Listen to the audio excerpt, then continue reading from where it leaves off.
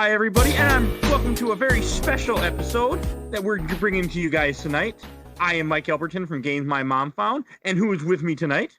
And it's Austen from Trash Talk Podcast, and we are here not only with ourselves, but with the rest of the Trash Talk Podcast cast, as well as the cast of Games My Mom Found. Travis, I'm gonna give it to you now. All right, I'm always happy to be here. Got some beer, got some friends, and the rest of the Games My Mom Found cast.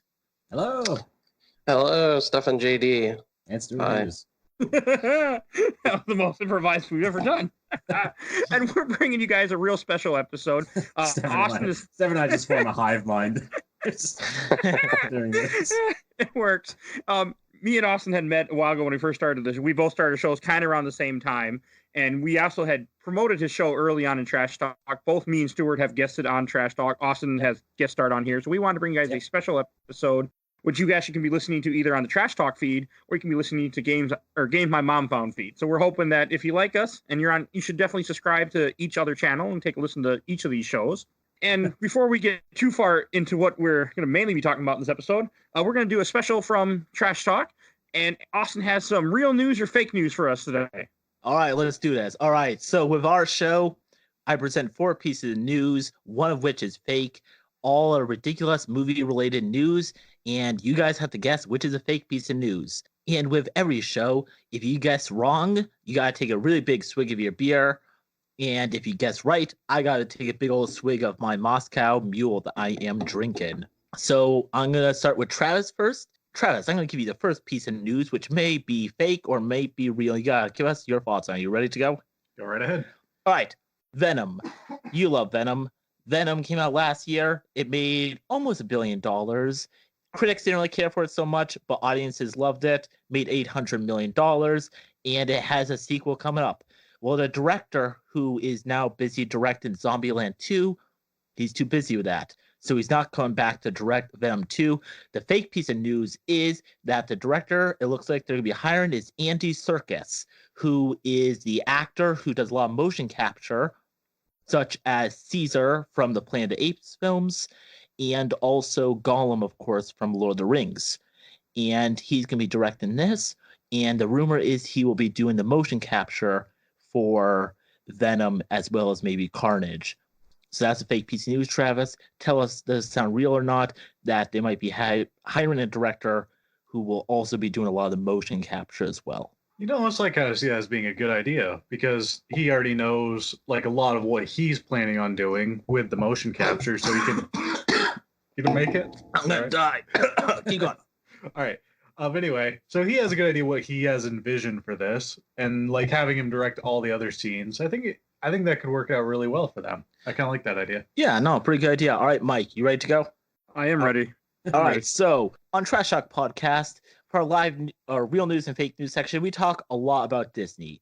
We also talk about how Disney is constantly doing these reboots, like the Mulan live action, the Little Mermaid, the Lady and the Tramp live action. They're just doing anything they can to earn an extra buck. Well, this week, they're back at it again, this time with an announcement that they are doing the live-action Rescuers Down Under, the classic Disney film about where they mice or something, they ride eagles, and they probably... It's a pelican, I think. Pelican? It's a pelican. Well, they're doing a live seagull. action, kind of in the vein of, kind of a bad example, but the Smurfs movie, how there was CGI creatures, in this case it'll be the mice, in a live action world, so the pelican and the mice will be CGI, but everything else will be in the live action. So Mike, how does this sound, or did you even watch Rescuers Down Under when you were little?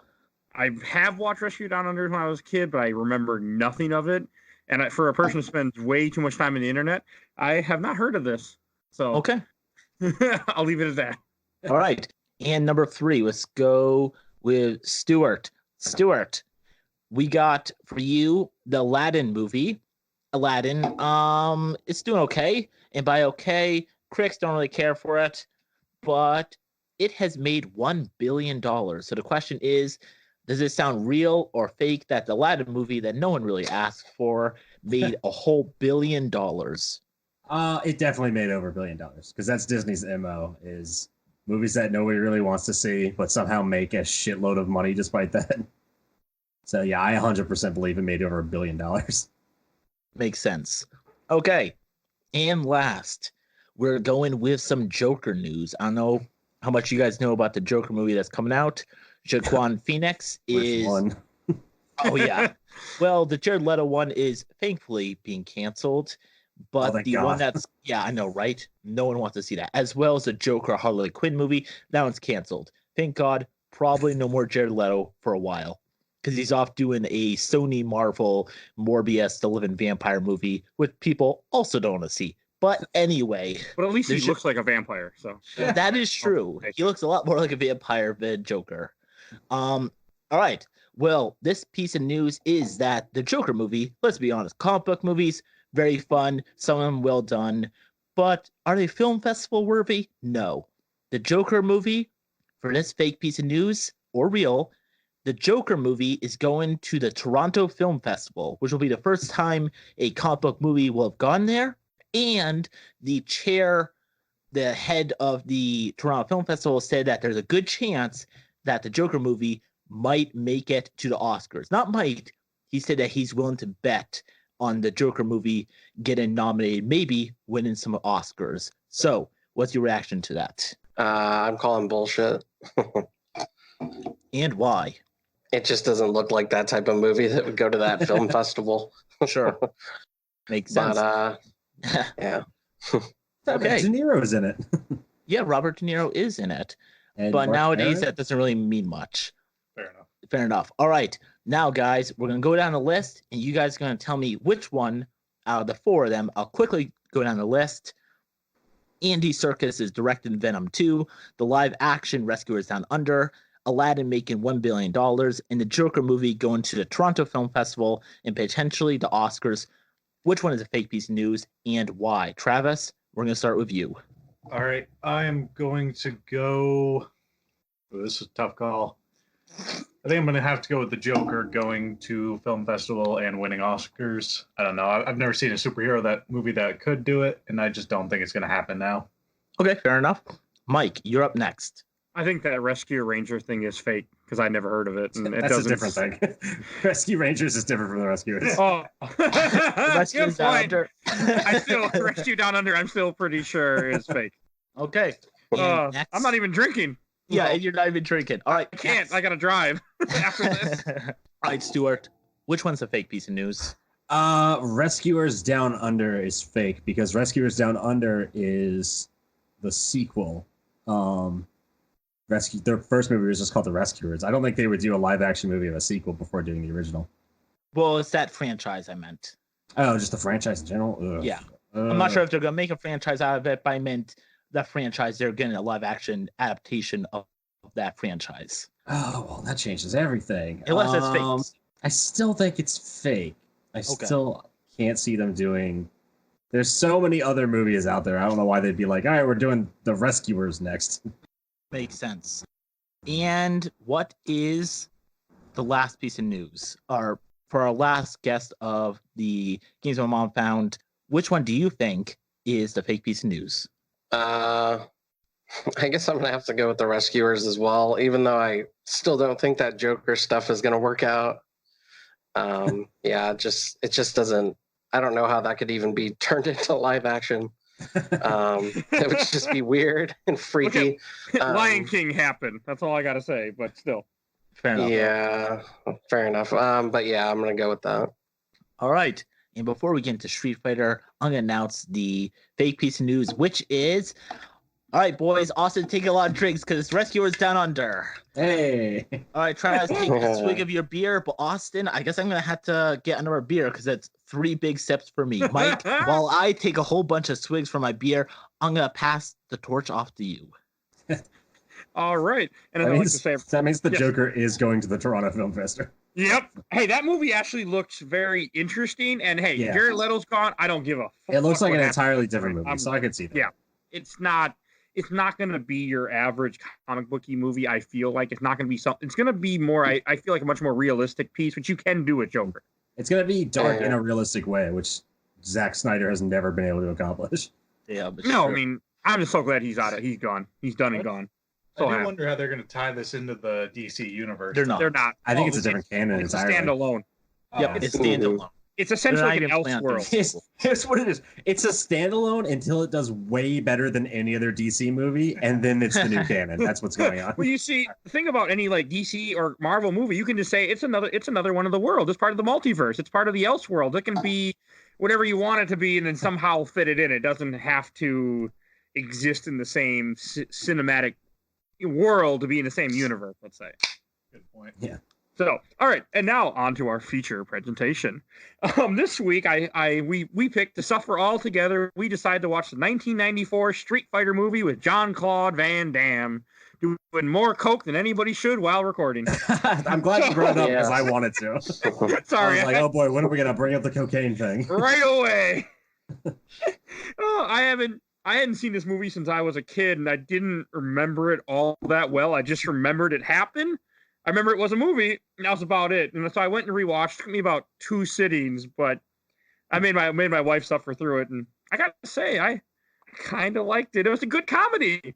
That's great. It wasn't meant to be a comedy. Okay. I love this movie. No. I do. I mean, all right, hold on. I love aspects of this movie. Is probably what I should say. What aspects are those? Is the question. Take Jean-Claude Van Damme out, and every other part of it I love. Because it's like, it's schlocky, it's cheesy, it's crazy. I love it. Interesting. Travis, First of all, let's give the audience a quick description of this movie, real quick. Oh, yeah, that's true. All right. That is a good question. Thank you, Travis. What the fuck is the plot of this movie? There isn't one. That's the plot. Easy. Guile and everybody from Street Fighter has to team up to stop Bison. And that's pretty much it. General Bison, played beautifully by Raul Julia. I mean, there's a story of the whole idea that Guile in the military. There's a lot of stories. There's like 3 movies in this movie. Yeah, Chun-Li and Honda and they all like team up to stop Bison, and then you have Ken and Ryu who are just like con men that are there too, along with Sagat and Vega, and then you have Guile and Cammy who are like doing their own thing, also trying to stop Bison. Don't forget, T-Hawk is also part of the thing with Cammy, even though they never say it. They never call him T-Hawk, I don't think. They make references to him being Native American. They bring up the fact that he wears a headband, and that's how you know it's T-Hawk. Yeah, I mean, I was like, where's T-Hawk? I'm like, they got everybody. They got DJ with a super Jamaican accent. The only person I don't think they had isn't Shen Long or something? No, that's something else I'm thinking of, isn't it? Yeah. Yeah, that's that whole joke with their master for Ken and Ryu. It's an April Fool's joke. Isn't there? They talk about having the same master a lot, but Shen Long also a character from Dragon Ball. Oh, I hate you. Okay. I hate you. I hope you know that. Shenmue. Right. Shit. So, for you guys, I'm curious because you guys are the gamers here. Even though we've played a lot more Kombat, other fighting games, we have not played Street Fighter. So after seeing the movie, I had to do some research on the characters to see which ones were accurate or not. So not from a movie standpoint. Let's talk about characters in doing an adaptation of the games. How close or far away was it? We're not talking plot or if the movie was good or not. Let's just talk about doing an adaptation of the games. They're in like the same realm of ideas. That's like as close as they get. I mean, I like start off immediately with Guile. Guile is like your like all-American like commando guy, and he's played by Jean-Claude Van Damme, a Belgian with like the biggest Belgian accent in the world. Which I found funny because everybody else is cast pretty. I mean, there's a lot of like Asian American actors in this. There's they've got like a very wide range of ethnicities and like nationalities. And then Jean-Claude Van Damme is the American for some reason, which I found really funny. Where is Sagat from in the world? How do you guys keep saying Sagat? I always pronounce it as Sagat. It is Or Sagat. Yeah, but I like saying Sagat. You were hurting me, people. Hurting my heart. Bob Saget. Saget is Thailand, right? He's Thai, yeah. Because he's a Muay Thai kickboxer, so I always thought it was Thailand. But yeah, that's He's played by Wes Studi, who is Native American. Who is Native American. Just like, and yeah, Native American. Like, well, I say there's a lot of ethnicities. They're not necessarily lined up with who they should be lined up with. Oh, yeah. not at all. Yeah, Wes Studi is Native American, and then T-Hawk is. I think T-Hawk is actually also Native American. I think the actor who plays him is also Native American. I think you're right. Yeah, and then Jay Tavares, Vega, Hispanic dude. Which makes sense. Greg Rainwater, that's who plays T-Hawk. Yeah. I want to say the guy who played Honda was Samoan as well. I don't think he was from Hawaii, but I think he was Samoan. Yeah. Makes sense. Stefan, I want to hear why you sound like out of your guys' group, you disliked it the most. So can you talk to us about why? Because Travis and I, we're on the same team with you, buddy. So I want to hear why you disliked it and how much you did. I mean, other than Raul Julia, everyone just looks like they're not taking any part of it seriously, which they shouldn't. It's a comedy. I know, that's why I love it. But the biggest thing that kind of peeves me is that it's called Street Fighter when it should just be called G.I. Joe, because that's essentially what it is. It's the best G.I. Joe movie ever made. Yeah. Yeah. Travis, you were talking to me about this same subject right before. So talk to us about what you were telling me right before we started recording this. Okay, so as you just said, the movie's name is Street Fighter. From what I can remember of the movie, even though I only watched it 2 days ago, there's not one single street fight in the entire movie unless you count the breakout scene from the prison, I believe it is. That's not even like a street fight. It's like a gravel road. But it takes place in a street and it's a fight. So that's the only thing you can technically classify. I mean, hey, there is this But it's hold on. I'm glad you brought that up. So that's a street fight, but that part of the movie is also like staged. Like that was like a planned thing that happens. Yeah. So it's not even a real fight. It's not a real street and it's not a real fight. Yeah, but that's the closest you get to an actual street fight when the name of the movie is called Street Fighter. Yeah, but they don't really fight in the streets, even in the game. I mean, sure there are levels, but there's a lot of like street levels in Street Fighter. Yeah, but that didn't bother me. I was like, you know what, they got. I don't know why I like this movie. I thought I was going into this. Oh, I'm gonna watch this piece of shit. It's gonna be terrible, and I'm like, oh, this is funny. Oh, I'm laughing. I'm like, what's wrong with me? I like that. I like that the only street fight in the movie is not really a street and it's not a real fight. It's just a mock fight. It's just also they can trick Bison into thinking Guile is dead, which just makes him more like depressed than anything. Yeah, that's fair. So did you guys know that, maybe you guys did or not, but the actor who plays General Bison, he passed away like a couple months after the movie was finished? Yes. And even though the movie made a lot of money, actually, especially through DVD sales, critics did not like it at all, but he did get nominated for one award. He got nominated for a Best Supporting Actor for a Saturn Award. I love Raul Julia. He is great. So I know this. He does really good in this film too. This was his last movie. He was like, and the Asian chick who is also from Agents of S.H.I.E.L.D. nowadays. They're both also the best parts of the movie. Yeah, by far. And they have the best sequence in the movie. They have the best scene together when he's giving the speech that I think everybody either knows or should know, where she's talking to him about how Bison killed her father. And it's great because it's like the best part of the movie, and it's totally like shoehorned in. Yeah, that's and fair. for him, it was a Tuesday. I love that. I forgot about it. And on Facebook, when I was talking about this movie, someone's like, "And was it a Tuesday?" And I just started laughing. I was like, "Yeah, I forgot about that joke." Yeah, even her lines are fantastic. Where she's like, "You shot him as you were running away, hero at 1,000 paces." It's such a good back and forth, and it's like. It totally doesn't. It belongs in such a better movie. Yeah, that's fair. That is a really good scene.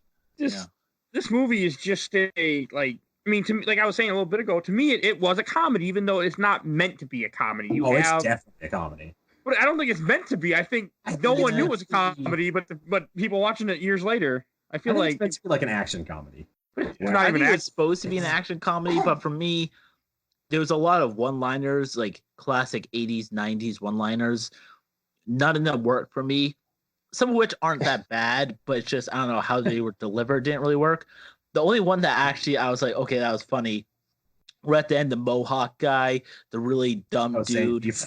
Yeah, he's like, when DJ's like, man, I only work for this evil dude because I was getting paid so much money. He was like, you got paid? Well, he doesn't even realize that Bison's evil. Where he's like, That's fair. these allied forces trying to destroy peace and freedom. And he's like, man, Bison is evil. He's the one trying to destroy peace and freedom. He's like, really? Yeah. Why did you work for him then? You paid me a freaking fortune. You got paid? I think That's all it takes. That's all the tiniest bit of propaganda is all it takes to turn Zangief good.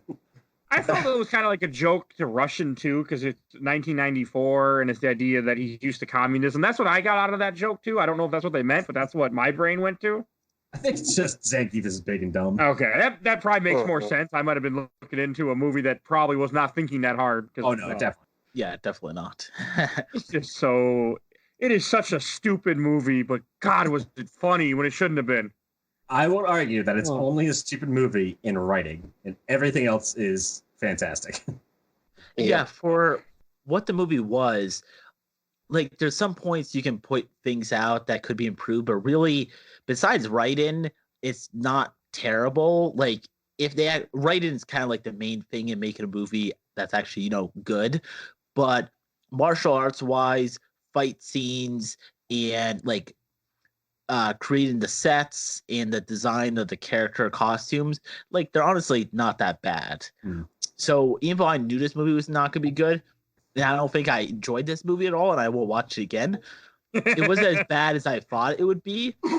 And besides the writing, and I had no idea where the plot was going, and the characters' lines were kind of dumb. Don't worry, they didn't overall, either. Yeah, they did either. Overall, I thought, it wasn't the worst movie in the world. Well, there's a funny story about that. They actually sat down with Capcom to try and pitch this movie, and Capcom was like, we don't understand what you want to do. And apparently they wanted to make toys out of it too. So Capcom was like, okay, well, figure it out. So they had to write a script overnight and present it to them the next day. Well, and that's the script that was used in this movie. Oh, yeah. And since you mentioned toys, you opened up a door I was hoping somebody opened up for me. When they actually made little, like, G.I. Joe size figures for this movie. Yes, they did. And I have a bunch of them, and they were awesome. And I remember used to have them too. They were, kid. They were great. I still have them in a box in my parents' garage or basement somewhere. I haven't found them yet, but I remember there's a Blanca, there was a Ryu, which they pronounced that wrong because in the movie they call him Ryu. I thought it was always Ryu. Ryu. I think that's a point of contention. But I remember I had a bunch of those figures, and I thought they were so cool. Yeah. I mean, as a kid, growing up, and I really enjoyed Street Fighter 2, and I was like, oh, a movie, and even though it doesn't, Street Fighter 2, I don't think even really has much of a story in the game itself. So they just had to adapt what they could, and you can definitely tell they were trying to make toys because the set design and all the outfits are so they're so great. They stand out so much. Like all of Bison's men all wear that bright red over the dark red, and all of Guile's men wear the blue camo. They all look like action figures. So my question for you guys, since you guys know the games more, I was able to pinpoint some of the characters that were from the games, especially towards the end. But the blonde girl with the pigtails, Cammy, is she a character from the game? Because when she had that iconic blue tank top and her hair in the ponytail, I was like, okay, that kind of seems like a Mortal Kombat character at least. So it's probably a character from the game. Yeah, in the game she wears a green leotard, or I guess leotard. If you can call it a leotard, sure. It's something like that. It's not much clothing on. She's also wasn't in the original Street Fighter 2. She's in the Street Fighter 2 New Challengers version. Yeah, but she's a favorite now. She's a big favorite of people of Street Fighter fans. Oh yeah, I mean, I love the fact that they found a way to fit everybody from the game into this in Street Fighter 2 into this movie. Somehow. They had to. They had to, or else the script wasn't going to get greenlit. Yeah. Oh, cool. Yeah, they had a lot of stipulations, which is I found really funny because you can tell this movie was thrown together as quick as possible. Oh yeah. Mm-hmm. But to their credit, I mean, they threw this movie as quick as possible, and they gave it to, I don't know what production company they gave it to, but their set designers and costume designers deserve all the praise in the world because there's so much going on in the background of this movie that I noticed that I hadn't noticed before. Like artwork was there's artwork all over this movie. They've got Hokkaido, which is like a very famous Japanese painting of like the wave crashing over a boat. You see it while Ryu and Ken are fighting Vega and Sagat, which is super cool. It is, by the way. And in Bison's room, he has a painting of like a clown wearing a bison hat, holding a bunch of balloons, which I hadn't noticed before. But that's actually a reference to paintings that were made by John Wayne Gacy. You know, the serial killer clown. Wow. Oh wow. Yeah, that's a very specific reference. Yeah, I That's pretty never great. noticed that before. And I was like, I've seen that painting. Where have I seen that painting? Oh my God. I mean, the waterfall one is also reminding me of one of the levels in the Street Fighter 2, the game. When you E Honda's level, I want to say, or at least I always pictured E Honda's level when you fight him in the arcade. Yeah, So but I like the Hokkaido painting shows up everywhere. That's like a very common painting to see. It's probably like the most famous piece of Japanese artwork. But Yeah. a lot of the visuals in this game a lot of the visuals in this movie look like they could be from the game directly. I mean, they did a pretty good job. Aside from the outfits, but all the background stuff looked pretty good. So The yeah, outfits. fun fact before we get too far away from Cammy real quick. not get away from Cammy at all. Jean-Claude Van Damme and I forget the chick's name he plays. I don't Amy know. Riley. Yeah, they I were know what both you're married. Yeah, they were both married at the time during this movie, and they were still getting it on the set. Yeah, Nice. which is it's even funnier because Jean-Claude Van Damme had somebody assigned to him during this movie. That's the thing that happened. He had, I think it was it the director who assigned a person to follow Jean-Claude Van Damme around and get him to stop using cocaine.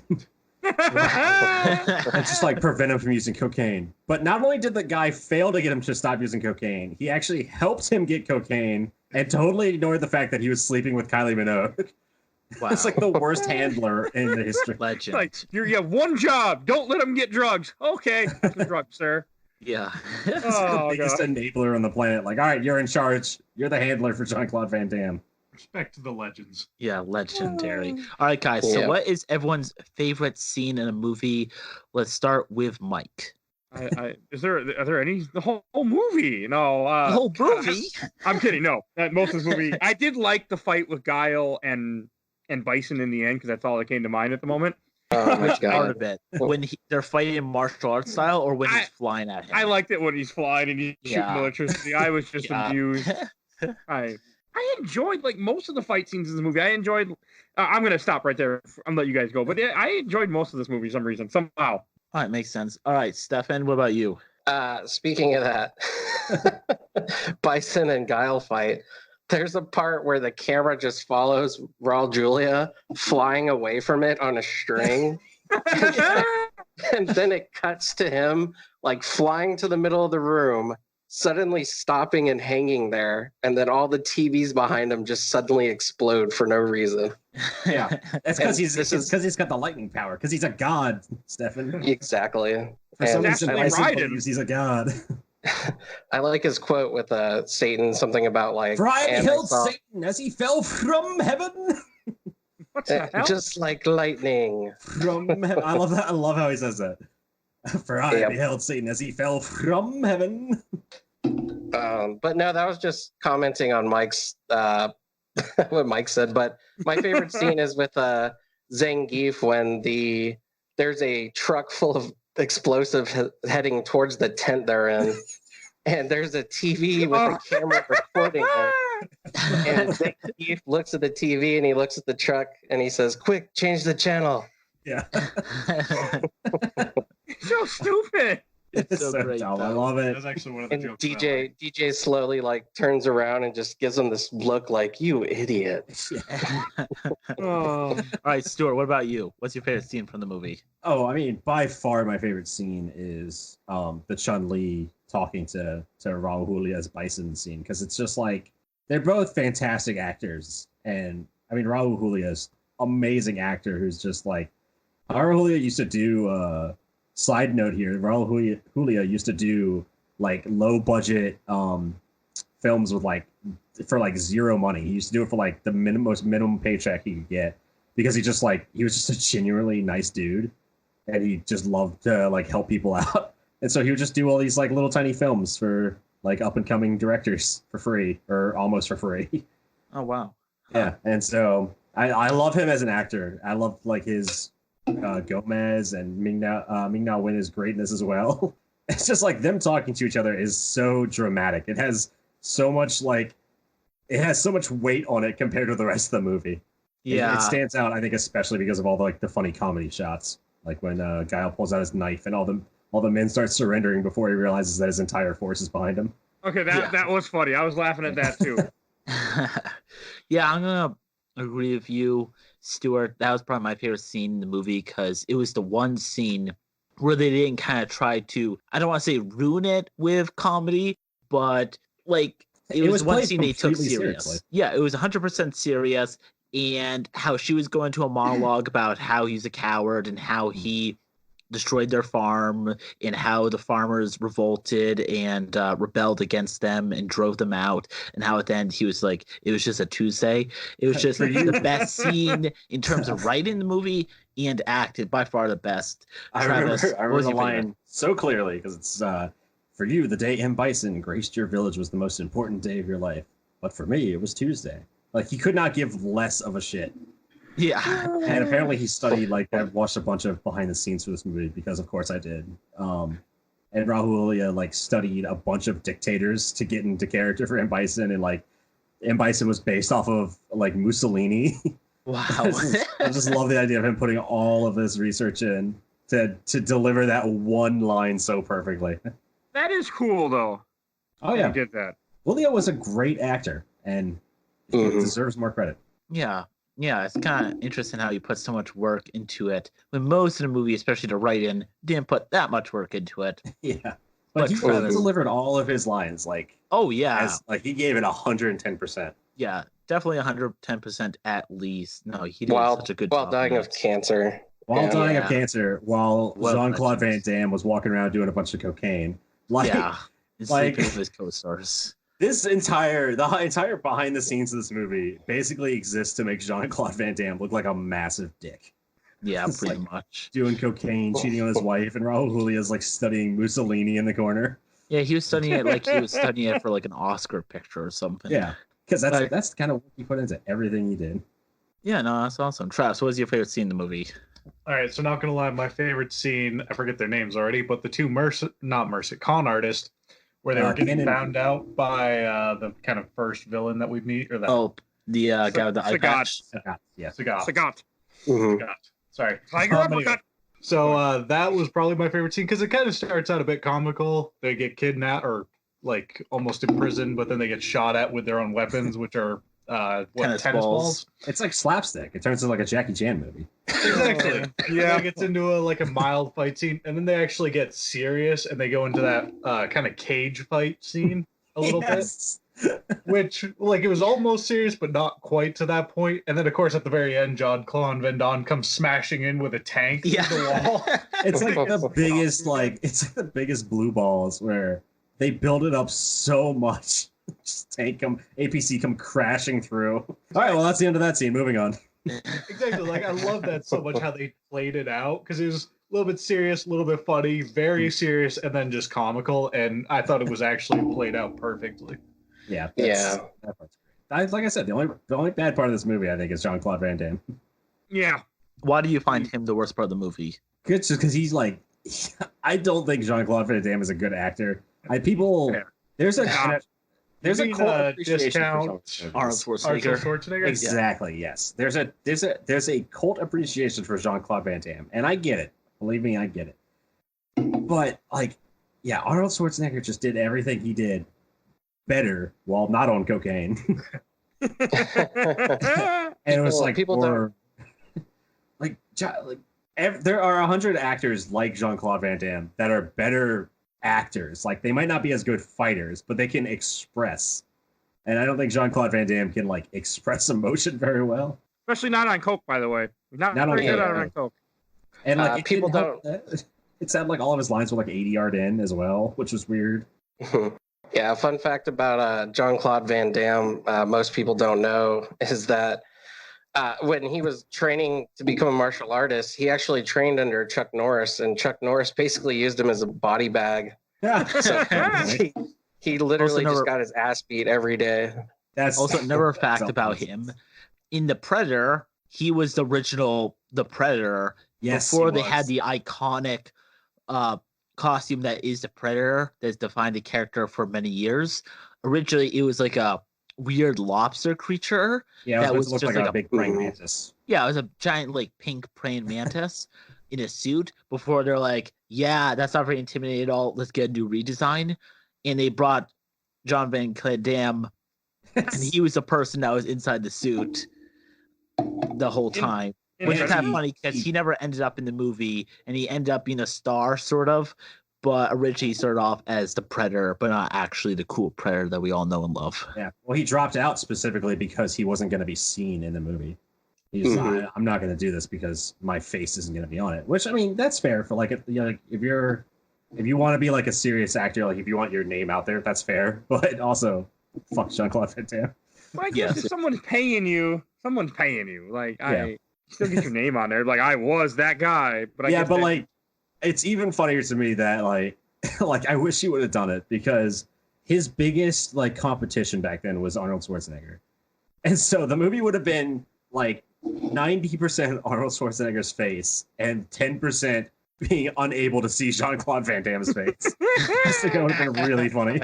Maybe that's why they didn't do it. I know he was really upset about it, or maybe he just ran out of cocaine. Who knows? I don't really when I remember a kid, I remember liking him as an actor, thought his movies were cool. Now as an adult, I'm like, no. There's like Hard Target and Universal Soldier. They have like I said, they got a lot of love behind them. But Time Cop. Yeah, and it's just like Bloodsport, I think, right too. Bloodsport's a big one. And I get it. I enjoy his movies. I definitely have. I don't have that like total cult appreciation for them, but I love schlocky movies, hence Street Fighter. But I don't know. Like his style of schlock never stood out to me as like being particularly more enjoyable than other types of schlock. Yeah, I'll take that. Oh. Now the question is, since he was discount Arnold Schwarzenegger, would this movie have been better or worse or the same Better. if Arnold Schwarzenegger was in Street Fighter? Better. 10 times better. 100 times better. Yeah, I agree with that too. Especially since he's supposed to be played the ultra American. Yeah, we get a Belgian. Do that. I mean, you know what? I think he's more American because he was the commando. Oh. He was commando. He was in Predator. Like, I believe Arnold Schwarzenegger as ridiculous American trooper. I don't believe Claude Van Damme is ridiculous American trooper. That's true, and he's also governor of a state in the United States, Yes, so it makes him a little bit more American. My thoughts. Hey, Austen, let me ask you a hypothetical question. He also had an affair with his wife. Or I'll ask you and Travis, would you guys have preferred Jean-Claude Van Damme as Guile or Steven Seagal? Ooh. Oh. God, they're both the worst, though. Yeah. Okay, hold on. Which so we're talking specifically 1980s Steven Seagal. Yeah. Even back then, he was so fat and lazy. That dude who now loves the Russians. He was in those battleship movie things. All right, so I'm gonna say Van Damme still because at least we get stories of him doing cocaine and cheat on his wife. Seagal is not really that much better of a fighter or an actor, in my opinion. And I think even at that point, they were still around the same level of stardom. So honestly, I'll just stay with Van Damme. Honestly, I guess. What about you guys? Like Jean-Claude Van Damme was at least a really good fighter. And I know people are gonna be like, "Oh, Steven Seagal is a black belt." Blah, blah, blah. He's not. He's a shit fighter. If you've ever watched any legitimate tournament that Steven Seagal still does, for some reason, it's all totally scripted. Where he's and barely moving, and guys are just flipping over ridiculously. It's all scripted crap.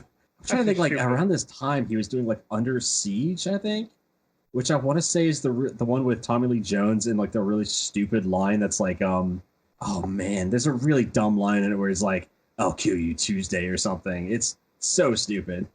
So Yeah, Jean it's Claude Van already Damme's like a cook better or something, by right? far. In a battleship or something. He's like a. It's like his attempt to do a kind of like Air Force One style movie, even though Air Force One came out later. Yeah. But it's like, Gary Busey's in it, and it's just so bad. Where is Gary Busey these days? That man needs to be in more movies. He's yelling at blimps, I think.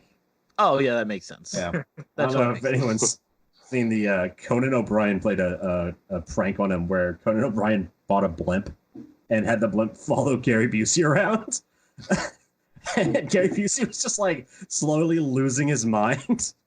Like he'd walk out of his house and you see him like yelling at the blimp, like, "Get the fuck out of here!" Wait, you're implying that he was losing his mind, like he hasn't already lost his it mind? was whatever marbles he had left, he would lose. Oh, since you brought that up, I actually got to meet Jake Busey once at a convention. Oh, really? Jake Busey seems cool to me.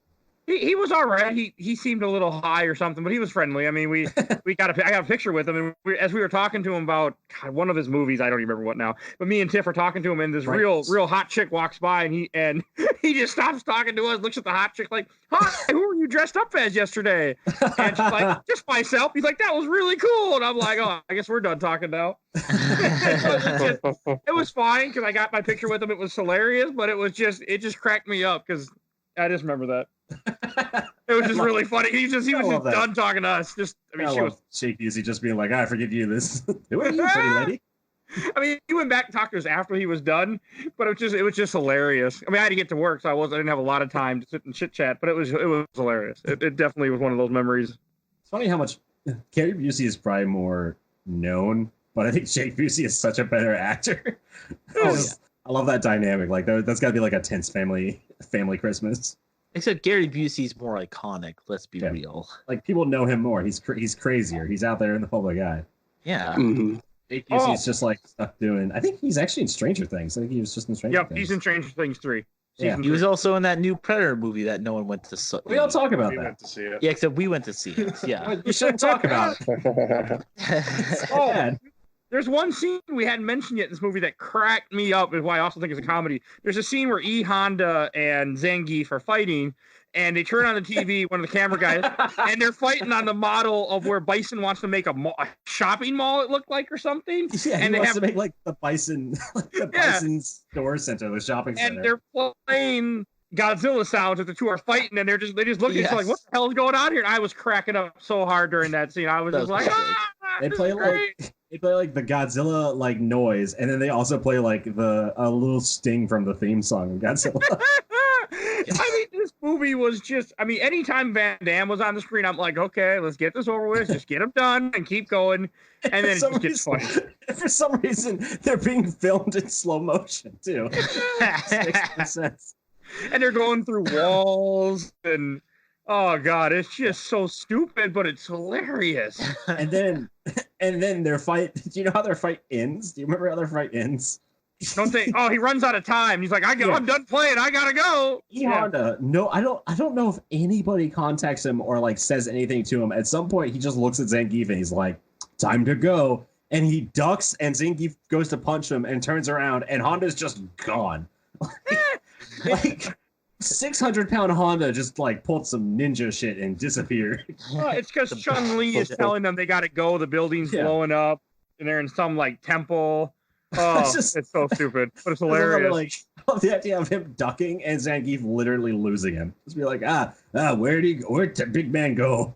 Doesn't he like teleport a couple minutes later and then is holding up that door to let all the... Yep, he runs over. There's a lot of teleporting going on in this movie. There's a lot of dumb shit in this movie. Like the part where they're all handcuffed to the bar, and then as soon as everybody breaks it, okay, let's break this hand bar. I mean, you freaking have all these people who already proved how strong they are. Like, oh, I guess we'll break it now. The plot is further enough now. We can break this and keep going. Like, I'm like, why would you shoot these guys? You wouldn't handcuff them to a pole. By only one arm is handcuffed to a pole too. Not both, just one hand. Just one hand. And there's a sequence where Guile is single-handedly fighting like all of Bison's troops with a handgun. He runs out of ammo with a handgun. It cuts away, and when it cuts back, he suddenly has like an MP5. And it cuts away again, and it cuts back, and he's got like an assault rifle, but it doesn't show how he's getting these things. It's just like upgrading. Cocaine. They need like a little scene where it's like a little level up appears above his head, where it's like high score, kill streak, and he pulls out an M16. Just cocaine. Also, 90% of them never ran out of ammo, as in most action movies. No, to the point that Cammy and T-Hawk are like they're holding off the other half of Bison's troops outside for some reason. Like they're preventing them from leaving the base, even though that would help all of them.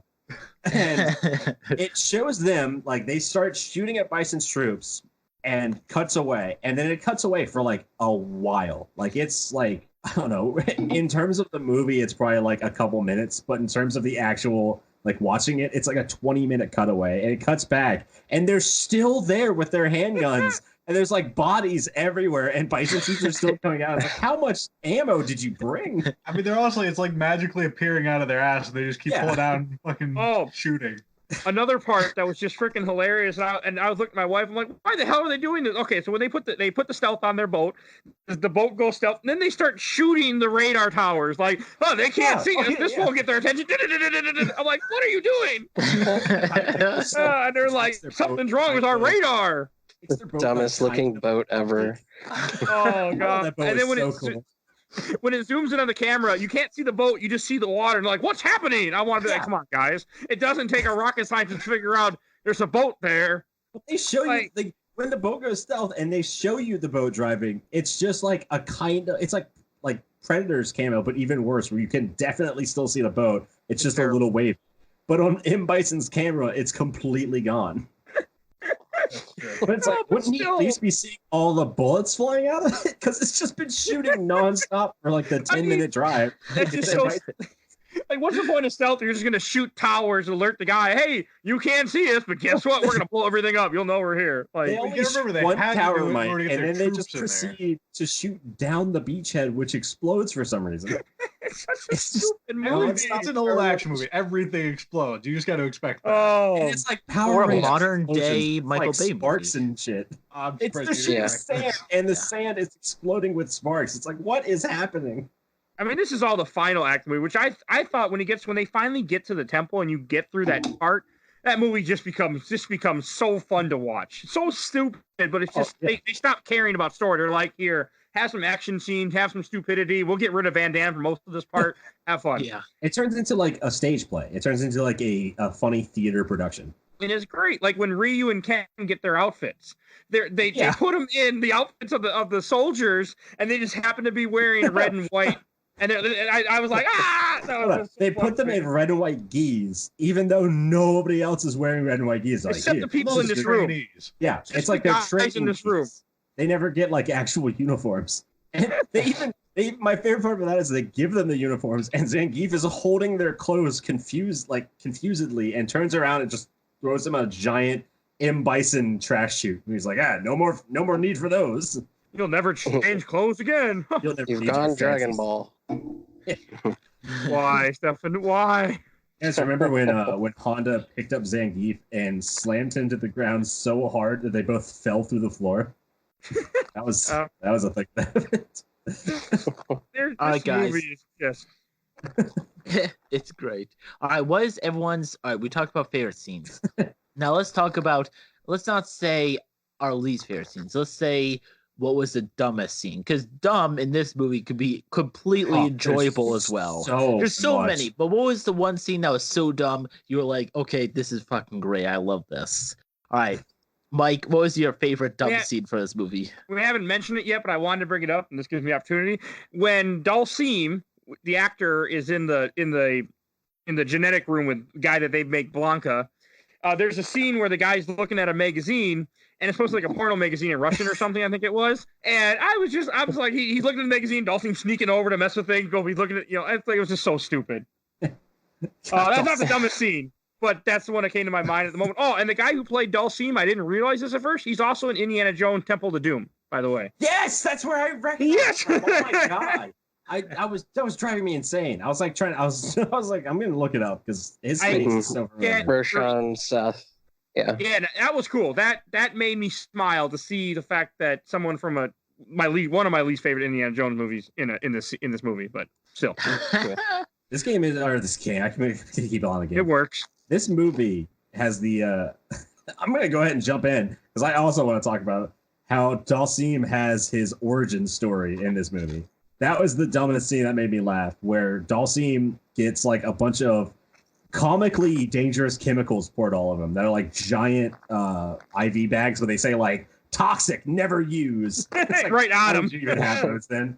T-virus. Incredibly dangerous. Yeah, it's like even dumber than the T-virus. Like T-virus is like, this will kill everybody. Let's put it in this glass container. This is like plastic, big, giant bags that are specifically IVs that say never put in a human being.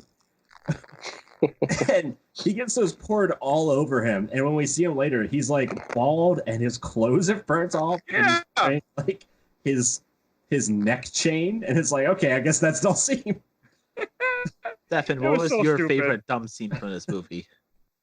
My favorite dumb scene is that scene where Bison's so damn sure of himself that he's going to win the war that he gives Sagat a briefcase full of Bison money. Oh yeah. Great. And he says it'll be worth 5 times more than the English pound after we kidnap the queen or whatever. Yeah. I just love Sagat's looking at him like, oh, okay. Sure. It's not worth anything. Everybody like Right. so dumbfounded by Raul Julia. Every time he says something, I'm like, did they know, or is this like a legitimate reaction to his acting? My favorite dumb scene from the movie is, speaking of General Bison, in the beginning of the movie when they're like, yo, you're the bad guy. He's like, no, I'm the good guy. What are you talking about? And he starts to talk about how he's a good guy, and I was like, okay, I can get behind this. A bad guy, he thinks he's a good guy. That's a pretty good way to write a villain. That's good. And he starts going to how he's going to like, how he's trying to like save everyone, but he's also going to take over the world, kidnap the queen, and just Great basically super soldiers. create super soldiers. And then at the end, they're just like clapping for him. I'm like, oh, okay. To stop the Allied tyranny. Yeah. Oh, there's a It's scene stupid. that is probably the dumbest scene, but I wanted to mention it.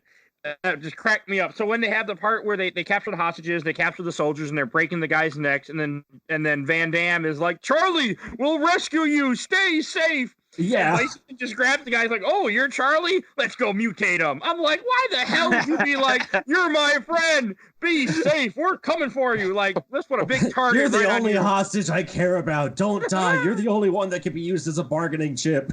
Bison's just like, interesting. Oh, God, it was so stupid. Don't tell them we're located at these coordinates. Oh, there's one fun part- fact about that. Like when they said the radar part, like the radar's jammed. I was just waiting for somebody to say strawberry. Yeah. What were you gonna say, Stefan? I had to get that joke in there. Fun fact about when Charlie's turning into Blanca, because this movie is rated PG or PG-13. Which it should not And- be. Yeah, and in the videos when they're showing him in his eyes, which you can actually see on the screen, they're actually showing a real live Vietnam murder, Yeah. like footage of It's a real all- murder. All the footage they're showing him is it's the same it's like I think Fifth Element does the same thing where they just pull out like random stock footage. Yeah. But it's all like super horrific real stock footage. Yeah, like a guy being shot and they show like my favorite is like they have like Hitler talking or something, and then it cuts to like the footage to make him a good guy, and it's Martin Luther King talking. Yeah. It's so dumb. I love it. Yeah, it's like the it's- Clockwork Orange when they're torturing him with like, look at all these footage, except in a really dumb Street Fighter movie. I was like, what the fuck is this? All right, Stuart, what was your favorite dumb scene from this movie? I think I said it right. Oh yeah, Yeah. I know you did. All right, You did. Travis, you got to wrap It's us called too up. much I've got alcohol. more. I can say more. My favorite dumb scene. Okay, that is going to be when the 2 con artists walk back into the tent after getting kidnapped, and everybody's pointing guns at each other, and they walk dead into all this without realizing a fucking thing, and then they look around and see everyone pointing guns at him, and then they somehow get kidnapped by both the other teams. So just everything about this movie is so stupid, but it's It's such a great hilarious. comedy shot, followed by a great like comedic bit where they're like, "All right, like let's do this. You know what to do." And they would turn around to like, "Gentlemen, why are we fighting?" They both immediately get kidnapped again. Yeah, so It's I mean, so that was dumb. probably my favorite dumbest part. But I think honestly, like that's all I could really laugh at was the stupidity of this movie. I couldn't laugh at the jokes. I don't think I couldn't laugh at the script. I had to laugh at the pure stupidity of this movie. Yeah. I laughed at a couple of the jokes Mhm. because some of the comedy shots I think were really well done. Like that part where they walk in, I think that's a really funny scene. And yeah, Jean-Claude Van Damme pulling out the knife is obviously really funny. Yeah, that was funny. There's a part where they send a guy from not the UN, the AN, the Allied Nations. Yeah. He's like, they send in this Weasley dude who plays like the Weasley dude in everything he's in, to be like, we've decided to negotiate with terrorists, and that's like his entire role. And he's flying back on the helicopter talking to some prime minister. It's like, no, Mr. Minister, I'm sorry. It's no, I promise you, the entire military is still in the base, and it just immediately hard cuts to the base, and it's like one chef in the middle of an empty field.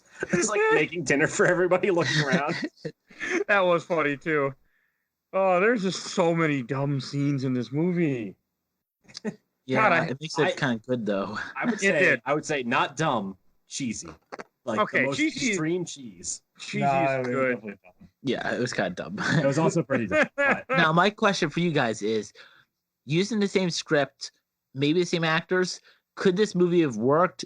Would have worked better or worse if it was filmed instead in the 2000s? oh God, no. No, Yeah. it wouldn't. No way in hell. Yeah. That it had to be a 90s, 90s or that film. early 90s, like low budget schlock. I mean, this movie made money. Oh Need yeah, that low budget schlock to throw it in there, and people will enjoy it. If this was like a 2000s movie, it would have CGI all over the place, and it would have just been Yeah. shit. Oh, there's one other stupid scene I wanted to mention. When you have Balrog after they get free and they're beating everybody up inside the fort, and he's a boxer, he puts on freaking boxing gloves while he's fighting people. I'm like, what the hell are you doing? A full boxing outfit. He's got like boxing shorts and a tank top on, and he fine did- boxing gloves. He didn't have that on when he's captured. All of a sudden, he's like, oh, they all start getting in their outfits so they can do that final scene at the end of the movie. Well, they all start getting in their outfits except for Cammy, who starts getting out of hers. But that's correct. That's how it should be. Cammy was like, for no reason, Cammy was like in the middle of this major battle, was like, better take my shirt off. I didn't realize. I mean, I didn't even know who she was. I was watching this with my wife, and she's like, "That's Kylie Minogue." I'm like, "Who? What?" Yeah. And all of a sudden, she's playing a song, and I'm like, "Oh, I know this." Yeah, so suddenly Kylie Minogue is in this movie for some reason. Yeah, I did not know that until I mean, I haven't seen this movie in years. So, but that was funny. And you guys have any last? Maybe she was having an affair with Jean-Claude Van Damme beforehand, and that was like one of the stipulations was we need an excuse to be away from our respective significant others. Sweet, Let's just cheating. make this movie together. I think. Are you guys? I think anything last things you guys want to say about this movie before we move on to Shelf or Box? We Okay, covered so both scenes. you guys remember the Street Fighter the movie game? Oh God, we haven't mentioned that yet. Please Yeah. take it from here. They actually all the actors were contracted to like do a little cameo in the game, like where they would like at the menu screen, it would show them just standing there doing something. And I think it was Grand Bush who played Balrog. I think he came in and he was like, "Hey, where's my check for this?" And they were like, "Well, it's right here." And they gave it to him, and then he just never came back. He just did it. I love that. He just left. Thanks, guys. So he's the only one in that game, I think, that doesn't have a cameo. Like somebody had to fill in for him. I was gonna play it for this show, but I just couldn't get myself to want to. I played it as a kid. It's just a bad Street Fighter clone. But I love the name. It's Street Fighter the movie, the game, based on Street Fighter 2, the game. Something like that. Really stupid. It's as ridiculous as like what is it? It's the Lego movie, the game. I think it's the name of the official Lego movie game. yeah. The Lego movie, the game. The Lego movie, the game, I think is the full title of it. Terrible. It's something really confusing. Oh God, this movie. All right, you guys. Any last words? I think it's time for the rating scale. I mean, do we talk about how this almost got a sequel? Did it really? How? Yep. Jean-Claude Van Damme was really pushing for a sequel. Of course he was. You needed more coke to do. I think he was actually like, I think Jean-Claude Van Damme was like partially writing it. Like he really was pushing for it to be made. Oh God, it would have been even worse then. Or it would have been better. Well, No. I'll say I'm gonna say it would have been better. This is around the same. So he was trying to get a bunch of people that he worked on Universal Soldier with to be in it, including Dolph Lundgren. Who knows who Dolph Lundgren would have played? I think Holly Valance. Like there was a bunch of people he wanted to be in it, and like supposedly Ryu and Ken were going to come back and play the same people, but I think just a bunch of the people in this movie were like, "We're never doing that shit again," and dropped out, and it never got made. And sadly, when they did the 2009 Street Fighter movie, which is also bad, and it was even worse, I think, the Street Fighter: The Legend of Chun-Li. They were trying to get Jean-Claude Van Damme to play a little cameo role in that as well, but he turned them down. Probably because he stopped doing cocaine. Yeah, it's weird that Guile was the main character in this movie, right? Yeah, he was. Just because, Van Damme. I think it's all. Yeah, that's the only reason why. I also read. I'm still not sure. I really am not. He was even in it for that much of the movie, actually. Also, I think I saw the villain more than I saw him. Yeah. Honestly. Well, that's because Raul Julia. Yeah, Raul Julia. They were like, we got Raul Julia. We're gonna shoot him. God damn it. We're gonna put him as much of this movie as we can. Even when he dies, he's gonna come back to life like 2 times. And he delivered. We didn't even talk about that dumb scene when his suit brings him back to life. That was a great scene. I don't know what you mean dumb, like great. It's so dumb, but it's so great. We're like, well, that wasn't dumb. That was spectacular. Like his suit, like animates and actually like it's great practical effects because I guess they just put like a balloon inside of his outfit and we're like blowing it up and deflating it, and so it starts giving him CPR and adrenaline. It, like, shocks him and adrenaline, and again, like this is all while Guile is talking about how he just like he won and it's the end of the movie and everyone's fine now. And in the background, constantly behind him, you see a computer that's like administering CPR, administering adrenaline, administering electric shock. It just cuts back to like M. Bison being brought back to life, and Guile's just stupidly going like, "Yep, Guile's dead. I killed him. Oh boy, he sure is dead. Yeah, he's not coming back to life. I better not turn around and look at him. He's so dead." And then he stands up and he's like, "I'm a god." All right, Austen, do you want to take away and start our rating for this episode? Okay, movie? Sure. So we're using you guys' rating, which is we're putting that shit on the shelf or putting that shit in the box. If we want to kick that box into the garage or down the staircase to the trash. We also just kick it in the river. Or kick it in the river. Or you're putting it on the shelf with the rest of the good shit. All right. Don't know. The shelf is like putting something in the box doesn't necessarily mean it's bad. This isn't necessarily the best project to bring this up on, but putting it in the box doesn't necessarily mean it's bad. It just means I would not. Yeah, you only put something on the shelf if it's something that you say like I would identify myself with this product. Like for me, I bring up Dragon Ball every episode. I would put Dragon Ball on my shelf. It's a big part of like what I do. Dragon Ball, the show or the movie or what? Dragon Ball Z. Ooh, okay. I'm in a class in culture. I see. I think that's the single constant in every single episode. Yeah. Have we? You guys love throw in that Dragon Ball? Was episode 1? Did we have Bulby do the intro for that? Yes. So Bulby and Dragon Ball are the only 2 constants for the show. Yes. Because we've forgotten to do CFAX one time. We've forgotten many times. Like we've forgotten many times. Doing it. So it's not a constant, and it didn't start till episode 8 with Banjo. Yep. So we've got Dragon Ball and Bulby. Those are the constants. All right, I'm gonna go first with Shelfer Box.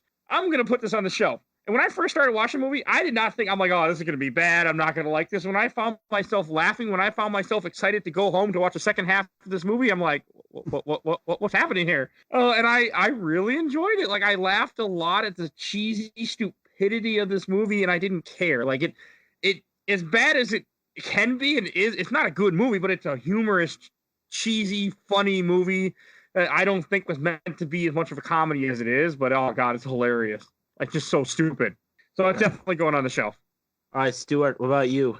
100% going on my shelf. I love this movie. It's like I said, it's schlocky and cheesy and bad and dumb, but in the best ways, where they went for it. They went for this story. They got like a pretty fantastic cast together with Kylie Minogue and Raul Julia and all the there's like they got pretty much every Street Fighter character in there played by a pretty decent actor, or at least an actor that was like, if they weren't good, then they were just going to give it the most extreme caricature, which was great. And yeah, it's just like there's a bunch of weird, bad decisions that were made. Like the fact that all the soldiers, almost all their dialogue is ADR'd in for some reason. I don't know why. For those who don't know, ADR is like when you dub audio back into a movie later. So it's like somebody like when you think of like all the translated movies that come over from like all the old kung fu movies where they come over, they had to dub over the language. That was kind of ADR. So for whatever reason, all the soldiers have ADR dialogue. Jean-Claude Van Damme has ADR dialogue at points, which is really odd. It's just like time you couldn't understand him. Yeah, you couldn't understand him because he was always drunk and high on cocaine. So you got a main actor who's drunk and high all the time, which already makes for a great movie. You had Raul Julia, also makes for a great movie. All these wacky characters, all these wacky comedy shots that I think are put together pretty good. Like cinematography is pretty decent. Set design is fantastic. I mean, there's just a million little details in the background that make it all come together, and it's all colorful and wacky, and I love it. It's going on my shelf. It's schlocky, great. What about you? Now tell everybody how bad it is. I never cared for Street Fighter. I don't care for this movie. I don't like the Street Fighter games. I love this movie. Yeah, I think this, I don't even know. I can only imagine if like somebody who had no idea what Street Fighter was, the game, just going into the theater and watching this movie, just like, what the hell is going on? I have no idea what's going on. And I feel like I was that person, even though I knew what Street Fighter was. Like, what the hell is going on? Don't worry, what is this? I love the idea of someone seeing this movie and deciding to never play video games because of it. Is this what video games are like? Yeah. Yeah, gross. But yeah, I'd put it in the box and put it in a van down by the river and forget about it because yeah, it's just bad. I don't ever want to watch it again. I'll go watch something else that's bad, like Double Dragon. That's next month. Get to watch that. Yeah. Watch them both back to back and compare and contrast. I'm putting this in the box, but in the two categories that I either have to put on the shelf or put in the box, I'm not putting in the box. I've been kicking it down the stairs. I'm gonna lightly toss it down the stairs instead. There's a lot. I like it. We have shelf and box in the show, but multiple times we've like created new categories where it's like I think at one point we were like, we're just gonna lean it on the shelf. Yeah, that was you. But we never written down any of this stuff. Like, and I have yet to go back and sit there and actually listen to every little ending, and so it's just lost in our history now. Mike, at some point you said like you were gonna put something in the box, but you'd leave the box open. I think. So Did I say that? I might have. You were DJ. I can't remember anymore. I'm gonna put it in the box, but I'll leave the box open so I can still see it. One day I really should make an Excel file. But using the Trash Talk podcast rating of bad, okay, good, great, or Kino, I'm gonna say this is a strong or okay, which I thought going into this movie this would be a bad or at the best a weak okay. But I'm gonna actually say this was a strong okay for me. Like you guys said, Evo, the script was kind of dumb. There's a lot of stuff in this movie that's dumb. It's kind of fun in that way. And for me, the first half of this movie was very hard to get through, but that second half, especially that last act of the movie when they go to the temple and they start fighting, Evo, it's kind of dumb. And like you said, if someone who didn't know anything about video games saw it, would be like, what the fuck is going on? I was like, you know what? This is kind of fun. It's like dumb, but kind of fun. So overall, I'm going to say it's going in the box, but I'm going to lightly toss it down the stairs before it eventually breaks the bottom. And for using R rating, I'm going to say it's a strong okay. Travis, talk to us about your rating using, I guess, both R ratings. Yeah. Starting off with put it in the box or put it on the shelf. I'm going to put this in the box, kick it down the stairs, and for good measure, kick it into the river. I think you hated us more than Stefan did. I didn't know that was possible. I still don't know if that's the most aggressive boxing we've had. I mean, I'm very sorry, but as I said earlier, the only points I could genuinely laugh at this movie were the really, really stupid parts. I couldn't laugh at what I thought was going to be funny because they didn't pull it off for me. And even though I will admit I did like a lot of the costume designs and some of the dialogue, I guess, was okay. I don't know, all around, I thought it was terrible. And one of my biggest disappointments, no fucking street fights whatsoever. So Travis, Anyway, we were talking about, so we with Stuart, we reviewed Tomb Raider, which is another video game movie, or a movie that's an adaptation of a video game. So talk to us about the similarity between the two going into watching this. Okay, so going into watching this, I think what I said at the Tomb Raider one was I thought it was a really good movie, but it wasn't a good video game movie. Or a good Tomb Raider movie. Yeah, or good Tomb Raider movie, because mainly it didn't follow the first Tomb Raider video game very well, or not the very first one, but the one of the more recent ones. So this one I was kind of expecting the opposite. I was thinking it was going to be a very good video game movie, but not a very good movie. And it wasn't either. No, I purposely picked something for us all to do that was not either on purpose. There are a few good ones. I made sure to pick one that is not either. Make sure we only watch crap, basically. That's what I was expecting, kind of. I was expecting to be one or the other. I was expecting to be either a good movie or a good video game movie, not just bad in general. I wanted to break your heart. So I picked something. Fair enough. I watch a lot of bad movies. Our rating from bad, good, or bad, okay, good, great, Kino. I'm going to give this a bad as well. Ooh wee. And to answer your other question, Stuart, no, the most aggressive boxing we had was when we did Fallout. I deleted the game as we were recording because I fucking hated that game. That was the most aggressive. I thought you waited to record to delete it. I did. I think you finished it like the day before. Like, no, I'm gonna hold on to it. Fucking hated that game. But that's neither here nor there. I didn't even bring up the fact that this has like an Adrian Cronauer type radio announcer in it that's constantly talking throughout the movie. The Adrian Cronauer was the soldier that was like dramatized in Good Morning Vietnam, the Robin Williams movie, where he like you'll hear him throughout the movie. He's like, "Good morning, Shadaloo." Oh, I never caught that. I mean, I think I started to hear that in the end of the credits, but I just turned off the movie immediately after it ended. He talks throughout the credits, which is great. And he also another little funny bit that I loved in the movie was when Guile is mowing down the Bison Troopers. The little like radio announcement comes on that's been going throughout the movie, where it's like it's a woman over the intercom going, "Remember, employees are responsible for their own healthcare plans," and it just shows all these soldiers getting absolutely destroyed. Again, you are responsible for your own healthcare plan. That is kind of funny. All right, I think we should start wrapping this episode up. And first, if you're listening to this on the Trash Talk feed, I hope you will subscribe to the Games My Mom and take a listen to some other shows. And Austen? And if you're on our channel, you should definitely check out Games My Mom Found. Or wait, or did I mess it up? Yeah, I blame the alcohol. Mess it up. All right, you did. Yeah, it's alcohol. These Moscow mules are doing a number on me, boys. All right. I'll take it. Oh, no. I got this. So, if you're listening on Trash Talk Podcast, these guys have a great podcast about games. We cover games, so go check them out. And if you're listening in on Games My Mom Found, we cover games. We do a game of the week on every episode, as well as covering where we do comics, movies, TV shows, and other shit. So check us out on iTunes, Spotify, Podbean, and Stitcher at Trash Talk Podcast. And for listening to us on Trash Talk, listen to it. Try to Games My Mom Found. However the hell we're supposed to word this. If you're listening to this on Games My Mom Found, our intro was brought to Bolby, aka Mike Stoney. He Bite the Bullet. The song is Cool Kid Squad. Oh God! If you're listening, and Trash and Austen, do you guys have anything you have to give credit for your intro music? Well, we do have a guy, and I don't know his name, but he made a good song. Edit in later. Yeah, edit in later in post, guys. But he's a good chef. Just say, okay, that will go right here, and then edit it there, and then. Well, I'm not going to edit. And then cut back to me saying this after you do that.